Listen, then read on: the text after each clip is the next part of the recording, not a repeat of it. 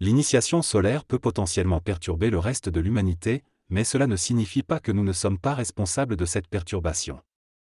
En réalité, nous sommes responsables de nos propres actions et de leurs conséquences, qu'elles soient positives ou négatives.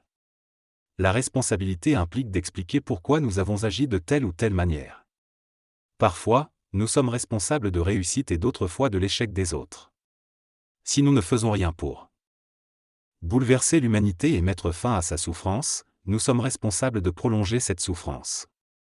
En revanche, si nous agissons pour bouleverser l'humanité et la libérer de la souffrance, nous sommes responsables d'avoir contribué à mettre fin à cette souffrance. La responsabilité peut être vue de différentes manières. Par exemple, si nous commettons un acte de violence en tuant quelqu'un, nous sommes responsables de cet acte mais pas des conséquences psychologiques que cela peut avoir sur les parents de la victime. De même, si nous sauvons quelqu'un, nous sommes responsables de cet acte mais pas des conséquences psychologiques dans l'esprit des parents. Lors d'une initiation solaire, il est possible de perturber le reste de l'humanité, mais pour éviter d'en être karmiquement responsable, il est crucial de mettre de côté son ego.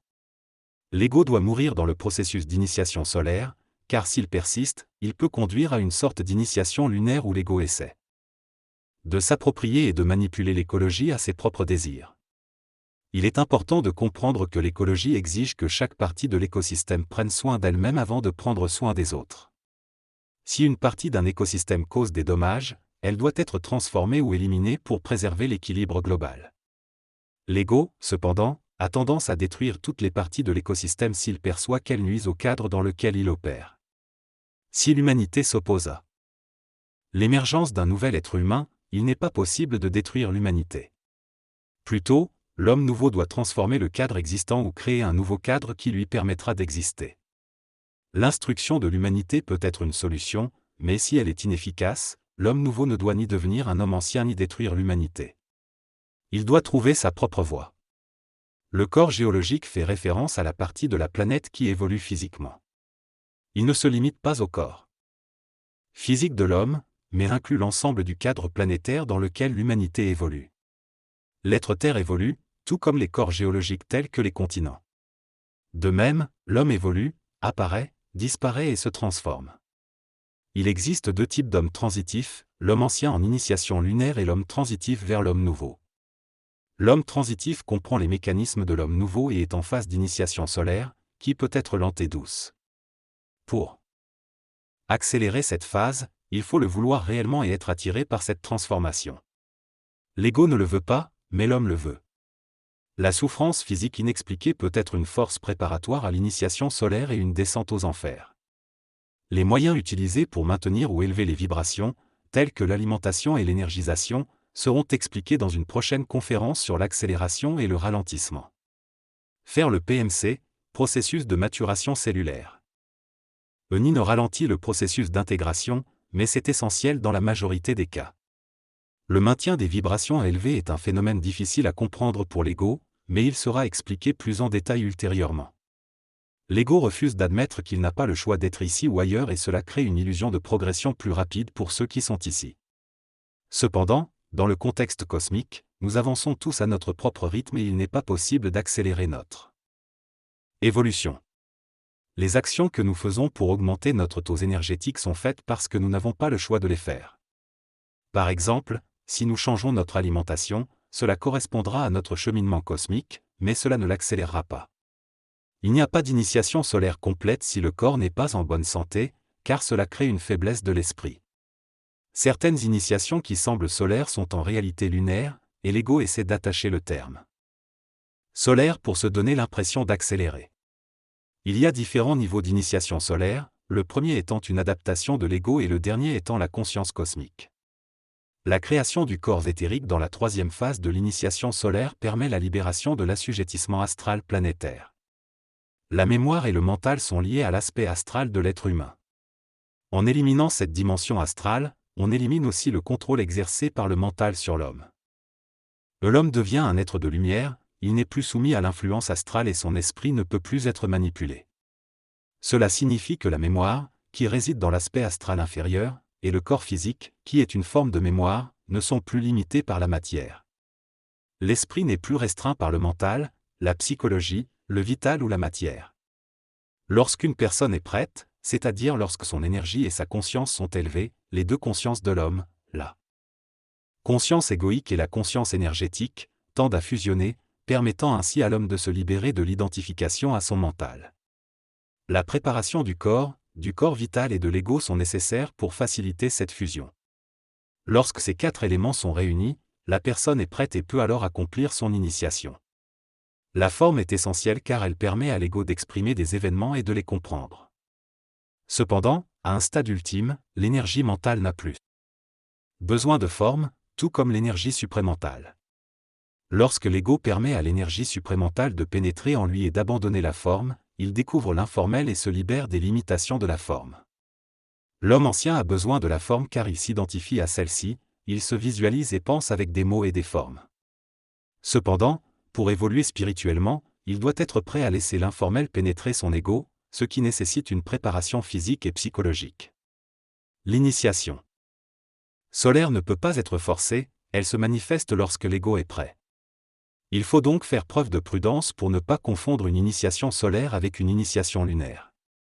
Si quelqu'un pense vivre une initiation solaire lorsqu'il vit en réalité une initiation lunaire, il y a des dangers, mais ceux-ci ne concernent pas ceux qui vivent l'initiation, mais plutôt ceux qui ne la vivront pas. Parmi ces dangers, il y a le risque de se croire unique et privilégié, ainsi que la dissolution complète et implacable des différents corps, physique, vital, astral et mental. Il est rare que cela se produise, mais ceux qui persistent trop longtemps dans l'initiation lunaire solaire sont finalement éliminés. Toutefois, grâce à l'énergisation de l'astral par la conscience supramentale, il est possible désormais de rester connecté à une certaine lignée écologique et d'être instruit par l'astral supramentale, ce qui permet de compenser une incompréhension des mécanismes de fonctionnement. Il faut faire attention à ne pas se croire énergisé par la conscience supramentale de façon libre, car on peut être régi par l'astral supramentale, qui est influencé par des conférences et des enseignements extérieurs. Dans cette partie de la conférence, l'orateur explique que ce qu'il dit de manière supramentale est mémorisé dans une région spécifique du mental. Les personnes ont la capacité de puiser dans cette connaissance et de l'adapter à leur vocabulaire pour donner l'impression d'être en contact avec l'énergie supramentale. Il précise qu'il ne pourra pas répondre aux questions dans la troisième partie, car il va expliquer l'initiation par le feu. Il fait une remarque amusante sur l'idée d'une panne de courant pendant cette discussion. En ce qui concerne l'initiation solaire réussie, il affirme qu'il n'y a plus de manipulation du plan astral, ni de l'intérieur ni de l'extérieur. L'homme est alors son propre maître, mais pas comme le souhaite l'ego. Concernant la différence entre les hommes et les femmes, il explique qu'au niveau supramental, il n'y a plus de distinction entre les sexes, car l'homme et la femme deviennent des êtres de lumière non sexuels. Il ajoute que la femme bénéficie de l'énergie mentale de l'homme pour le contact supramental, et l'homme bénéficie de l'énergie et de la psychologie de la femme pour le contact mental. Il souligne que l'importance de l'homme et de la femme ne se situe pas sur le plan planétaire et rejette l'idée de supériorité ou d'infériorité entre les sexes. Il explique que les rôles et les différences entre les sexes sont le résultat des réincarnations et des énergies spécifiques impliquées dans la reproduction. Enfin, il conclut qu'il n'y a pas d'importance plus grande entre les hommes et les femmes, mais plutôt différents niveaux d'être. Le corps physique masculin et féminin permettent tous deux une expression équivalente. Dans le contexte planétaire, il existe des hommes et des femmes, mais dans le contexte cosmique et intelligent, nous ne sommes pas réellement des êtres, encore moins des hommes et des femmes. Nous sommes des esprits qui cherchent à explorer la matière à travers différents corps vivants. L'esprit cherche à s'unifier dans un corps unique pour connaître la matière de manière unifiée, et pour cela, il divise les êtres humains en deux sexes, masculin et féminin. Au fil du temps, les esprits s'unifient de plus en plus jusqu'à ce qu'un seul être de lumière pure et parfaite émerge, sans besoin de reproduction.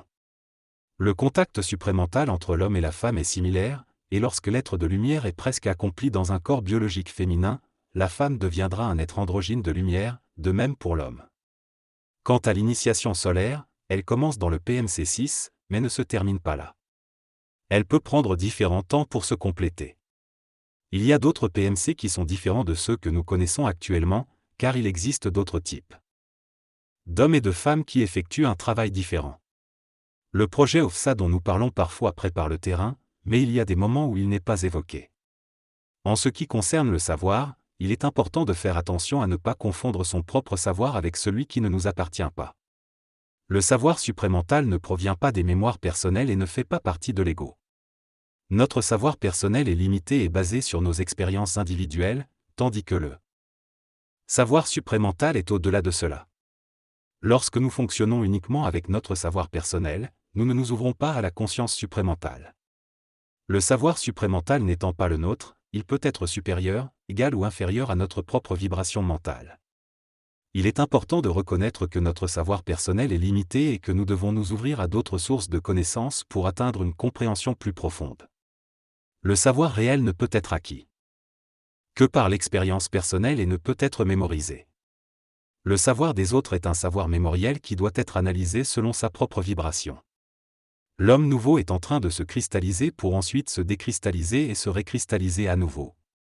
Il participe à la cristallisation d'autres hommes nouveaux dans différents contextes psychologiques. L'homme nouveau est expérimental dans sa conscience, mais il n'est pas le sujet d'une expérience pour voir s'il peut naître chez l'homme ancien. L'accélération du temps dans le temps par le temps est définie de manière écologique, mais le temps manque pour en discuter davantage. L'initiation se produit par la descente aux enfers et la personne peut revenir chercher sa question plus tard. Il y a une annonce pour la prochaine conférence avec un brunch organisé par le PMC2 et les informations peuvent être obtenues auprès de Christiane et Marcel. Les commentaires sur la formule du brunch sont les bienvenus.